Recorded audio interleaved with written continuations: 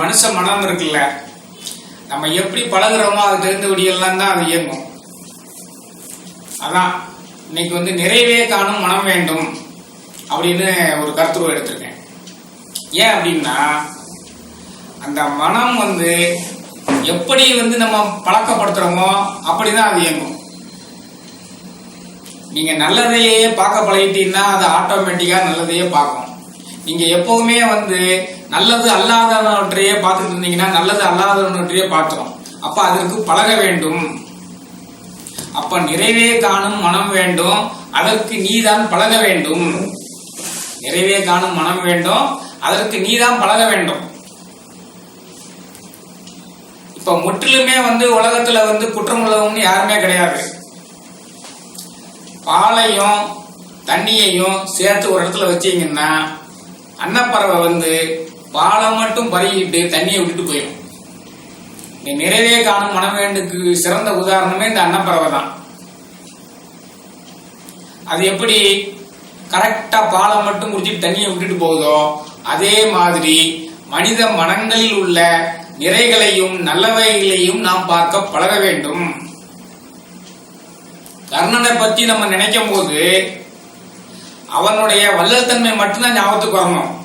அவன் துரியோதனன் கூட சேர்ந்து பாஞ்சாலிக்கு இணைத்த அநீதிகளை நாம் நினைக்க கூடாது, அவனுடைய வள்ளல் தன்மை நினைக்கணும். அதான் நிறைவே காணும் மனம் வேண்டும். தன்னுடைய உயிருக்கு பாதுகாப்பானது என்று தெரிந்தும் தன்னுடைய கவசத்தையும் குண்டலங்களையும் கொடுத்தான் கர்ணன். துரியோதனன் ரொம்ப மோசமானவன், ஆனா அவன் நட்புல உறுதியா இருந்தான். கர்ணனும் துரியோதனன் மனைவியும் சொக்கட்டம் ஆடிக்கிட்டு இருக்கும் போது அந்த சமயத்துல துரியோதனன் வந்துடுறான். துரியோதனன் வந்த உடனே அவன் மனைவி எந்திரிக்கிறான், கணவன் வந்திருக்காருன்னு சொல்லி. அது தெரியாம கர்ணன் போய் அவளை பிடிச்சு இழுக்கும் போது அவளுடைய அந்த மேகலை அந்து விழுந்து விடுகிறது. அதில் உள்ள முத்துக்கள் பூரா சிதறுது. கொஞ்சம் கூட சலனம் இல்லாமல் துரியோதன இந்த முத்துக்களை எல்லாம் எடுக்கவா போக்கவான்னு கேட்கிறான். அப்ப துரியோதனன் நட்புக்கு மரியாதை கொடுத்தவனாக இருந்தான். இந்த மாதிரி எல்லாம் யாரை பார்த்தாலும் அவங்களுடைய நிறைகளை மட்டுமே நம்ம பார்க்க பழகிட்டோம் என்றால் நம் மனம் எங்கு சென்றாலும் அதில் நிறைவை மட்டுமே பார்க்கும். நிறைவை மட்டுமே பார்க்கும். அன்னை தெரசா நிறைவே காணும் மனம் வேண்டும்னு எனக்கு முதல்ல நினைவுக்கு வந்தது அன்னை தெரசா தான். அன்னை தெரசா மாதிரி ஒரு அற்புத பெண்மணியை நாம பார்க்க முடியாது. தொண்டுள்ளம் கொண்ட தூய துறைவி. புற்றுநோய்க்கு, காச நோய்க்கு, தொழுநோய்க்கு, எய்ட்ஸுக்கெல்லாம் மறுவாழ்வு மையம் அமைத்து கோடான கோடி மக்களுக்கு ஆறுதலாக இருந்தவர். அல்பேனியா நாட்டில் பிறந்தவர். நம்ம இந்தியாவில் தொண்டு புரிந்தார். அல்பேனியா நாடு எங்க இருக்கு, இந்தியா எங்க இருக்குது? அவரு தன்னுடைய தொண்டுள்ளத்து இல்லத்தில் இருக்கக்கூடிய நபர்களுக்கெல்லாம் உதவி செய்வதற்காக வேண்டி, பொருள் ஈட்டுவதற்காக வேண்டி, நன்கொடைக்காக வேண்டி ஒவ்வொரு இடமா போய் கையேந்தி கொண்டிருந்தார். அப்பொழுது வேண்டுமென்றே ஒரு கடைக்காரன் என்ன செஞ்சான், கவனிக்காம இருந்தான். திருப்பியும் என்னுடைய தொண்டு இல்லத்திற்கு ஏதாவது உதவி செய்யுங்கன்னு கேட்டாரு. அந்த சமயத்தில் வெற்றிலை மென்று கொண்டிருந்தான். அந்த வெற்றிலையை கையில துப்புனா. அன்னை தெரசா அப்பம் கூட கலங்கல. எனக்கு இந்த வெற்றிலை எச்சில கொடுத்துருக்கீங்க, என் பிள்ளைகளுக்கு என்ன கொடுக்கீங்க அப்படின்னு சொல்லி கேட்டாங்க. அவன் அப்படியே அன்னை தெரசாவினுடைய காலில் விழுந்து தன்னுடைய காணிக்கையை கொடுத்தான். ஏன்னா அன்னை தெரசா எப்படிப்பட்டவன்ட்ட கூட அந்த உள்ள அந்த குடத்தை ஈர்த்திருக்காங்கன்னு பாருங்க. ஒரு குறும்புக்கார மனிதனிடம் கூட வல்லத்தன்மை உள்ளதை வெளியே கொண்டு வந்திருக்காங்க அன்னை தெரசா.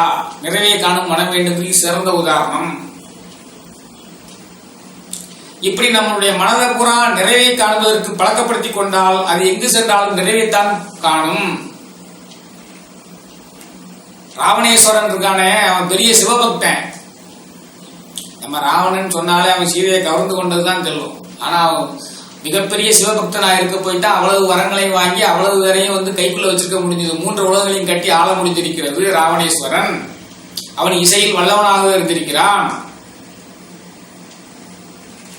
ஆக உலகத்திலேயே முற்றிலும் குறையானது என்றும் எதுவும் இல்லை. முற்றிலும் நிறைவானது என்றும் என்றும் இல்லை. நீங்க பௌர்ணமி நிலவில் பார்த்தாலும் அதில் கருப்பு நிழல் உருவம் இருக்கும். நிலவை மட்டுமே பார்க்க தெரிஞ்சவனுக்கு அந்த கருப்பு குறைகள் தெரியாது. அந்த கருப்பை மட்டுமே பார்ப்பவனுக்கு அந்த நிலவினுடைய அழகு தெரியாது. அதான் நிறைவே காணும் மனம் வேண்டும். இது ஏன் சொல்றேன் அப்படின்னா, நீங்க ஒவ்வொருத்தரும் ஏன் இப்படி நிறைவே காண வேண்டும் இப்பதான் வரேன். நீங்க ஒவ்வொருத்தரும் ஒருத்தன்ட்ட உள்ள நல்ல குணங்களை மட்டுமே பார்க்க பழகிட்டீங்கன்னா வீண் சண்டை சச்சரவு பொறாமை இதெல்லாம் வராது.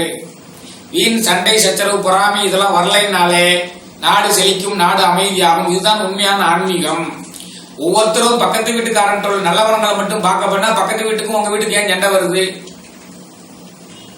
ஒவ்வொரு நமக்கு அருகில் இருக்கக்கூடிய நல்ல குணங்களை எல்லாம் பார்க்க பழகிட்டீங்கன்னா எதுக்கு சண்டை வருது?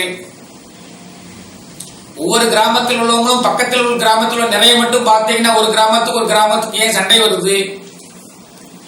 ஒரு நாடு இன்னொரு நாட்டில் உள்ள நிறைகளை மட்டுமே பார்க்க பழகிட்டீர்கள் ஒரு நாட்டுக்கு ஏன் சண்டை வருது? ஆக ஒவ்வொரு தனி மனித மனமும் நிறைவை காண பழக வேண்டும். ஒவ்வொரு தனி மனித மனமும் நிறைவை காண பழகினால் அந்த மனித சமுதாயம் முழுவதுமே நிறைவை காணக்கூடிய பழக்கத்திற்கு வந்துவிடும். அப்ப அந்த நாடே பாசிட்டிவ் அப்ரோச்சில் செல்ல ஆரம்பிக்கும், புத்துணர்ச்சியுடன் இருக்கும். ஒரு நாட்டினுடைய அமைதி தழுவினால் அந்த அமைதி பக்கத்து தேசங்களுக்கும் பரவும். அப்படியே இந்த உலகம் முழுவதுமே அமைதியை தலைக்க வைக்கலாம். இப்பொழுதுலாம் வருஷக்கணக்கா போர் நடந்திருக்கக்கூடிய நாடுகள்லாம் இருக்குது. அதுக்காகத்தான் இந்த டாபிக் எடுக்க வேண்டியிருக்குது. வருஷக்கணக்கா போர் நடந்திருக்கக்கூடிய நாடுகள், வருஷக்கணக்கா சண்டையிடக்கூடிய மனிதர்கள், வருஷக்கணக்கா வழக்குகளை நடத்தி கொண்டிருக்கக்கூடிய சொந்தக்காரர்கள், ரொம்ப சொந்தக்காரனா இருப்பான். இந்த மாதிரி குற்றமுறைகளை கண்டுபிடித்துக் கொண்டே நீதிமன்றம் வரைக்கும் போய் தன் ஆயுள் காலம் முழுவதும் நீதிமன்றத்திலேயே செலவழிக்கக்கூடியவங்க நிறைய பேர் இருக்காங்க.